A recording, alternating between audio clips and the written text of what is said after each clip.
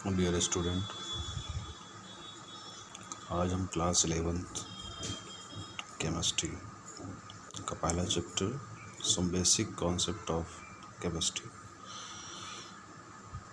में calculation of molecular mass अर्थात अणुद्रव्यमान या भार ज्ञात करना कैसे ज्ञात करते हैं ये हम आपको बताएंगे।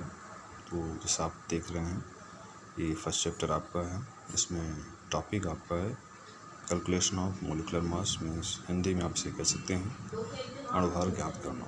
सबसे पहले हम संक्षिप्त में इसका फार्मूला आपको बता दें। अणुद्रव्यमान का किसी भी कंपाउंड का या किसी भी अणु का अगर हमको अणुद्रव्यमान निकालना है, मोलिकुलर मास, उसके लिए आपको ये फार्मूला याद रखना पड़ेगा। Number of atom into atomic mass of each atom, मतलब किसी यौगिक में जितने एटम होंगे उसमें से एक एटॉमिक मास किसी एटम का लेंगे, मतलब परमाणु की संख्या इंटू परमाणु का द्रव्यमान, उसे गुणा कर देंगे और फिर सभी ऐसे ईच एटम मतलब प्रत्येक परमाणु गुणा करते जाना है और उसको आपस में जोड़ लेना है। इसका अणुद्रव्यमान हम निकाल सकते हैं बड़ी आसानी से। चलिए हम सबसे पहले H2SO4 का अणुद्रव्यमान निकालते हैं। कैसे निकालते हो आपको मैं अभी इसमें उदाहरण के तौर पे बताता हूँ।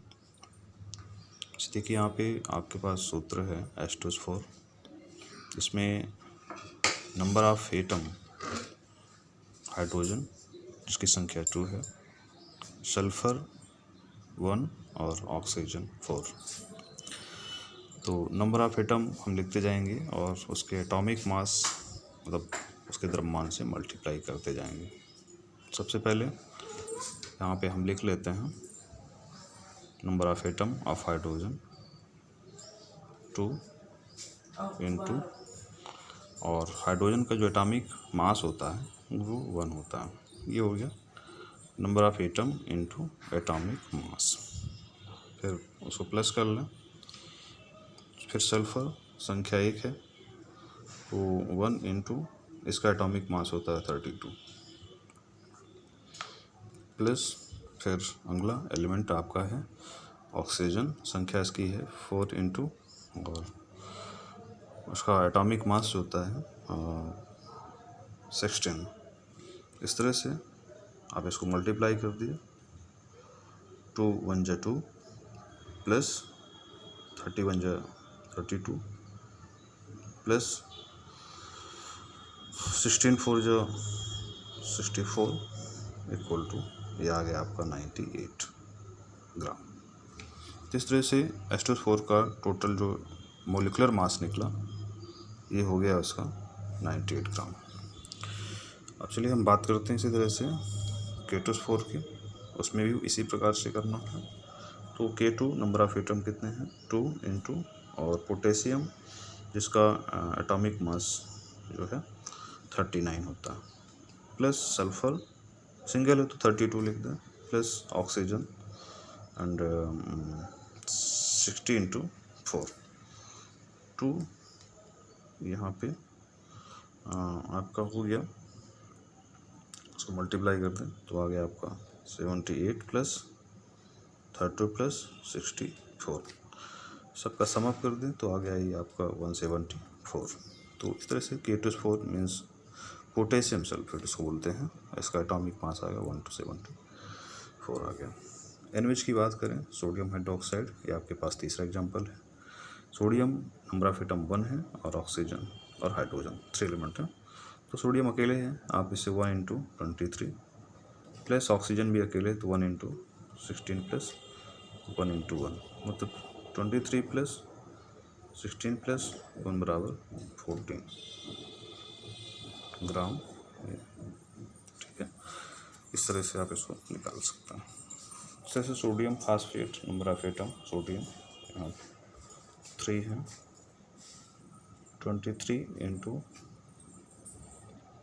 3 प्लस फास्फोरस की संख्या 1 है तो 1 इंटू 31 जिसका एटॉमिक मास है, प्लस फास्फोरस के बाद आप ऑक्सीजन 4 इंटू 16। ठीक है, तो इसका सम अप करने पर आपको आ गया 3 3 9 6 प्लस 31 प्लस 64। इस तरह से आपने इसे सम अप कर दिया।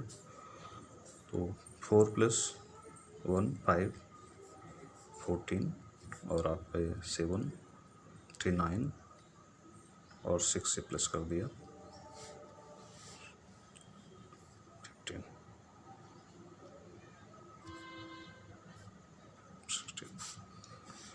तो 164 आ गया। और लास्ट में आपका ये है C6H12O6 जिसे आप ग्लूकोज कहते हैं। तो इसमें नंबर ऑफ एटम कार्बन जो है 6 इंटू और एक कार्बन का एटॉमिक मास जो है वो 12 है, plus number of hydrogen atom 12 into 1 plus और ऑक्सीजन की जो संख्या है 6 है, आप देख पा रहे हैं 6 इंटू और एक ऑक्सीजन का एटॉमिक मास 16। इस तरह से इसको सबको मल्टीप्लाई करने पर 72 प्लस 12 प्लस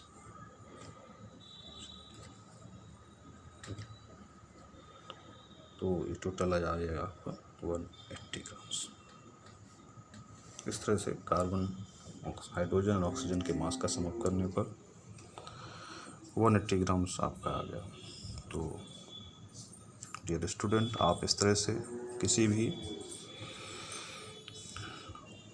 यौगिक या अणु का अणुद्रव्यमान आप इस सूत्र से निकाल सकते हैं बड़ी ही आसानी के साथ। और ये सूत्र याद रखें, ये मैंने आपको एग्जांपल दे दिए हैं, बहुत सारे example, sulphuric acid, potassium sulphate, sodium hydroxide, sodium phosphate और ग्लूकोज।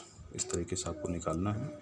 और अगर आप चाहें तो इस फार्मूले को ध्यान में रखते हुए ये सारे एग्जांपल यहाँ पे दिए गए हैं, इनको भी आप बड़ी आसानी से निकाल सकते हैं और इसे बहुत अच्छे से सीख सकते हैं। धन्यवाद।